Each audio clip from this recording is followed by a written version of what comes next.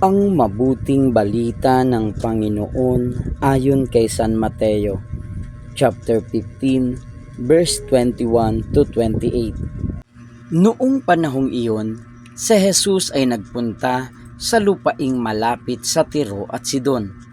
Lumapit sa kanya ang isang Kananeyang naninirahan doon at malakas na sinabi, "Panginoon, anak ni David, mahabag po kayo sa akin. Ang anak kong babae ay inaalihan ng demonyo at masyadong pinahihirapan."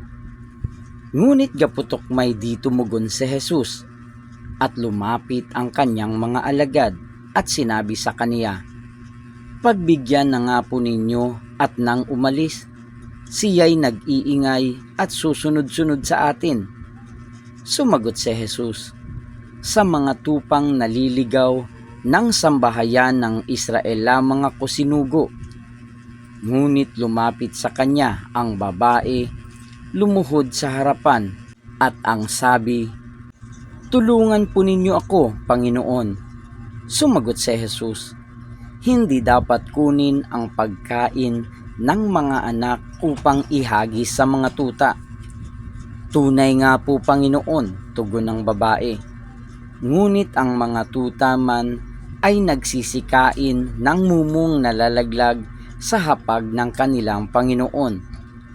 Kaya't sinabi sa kanya ni Jesus, "Napakalaki ng iyong pananalig. Mangyayari ang hinihiling mo." At noon di gumaling ang kanyang anak. Ang mabuting balita ng Panginoon. Pinupuri ka namin, Panginoong Hesukristo.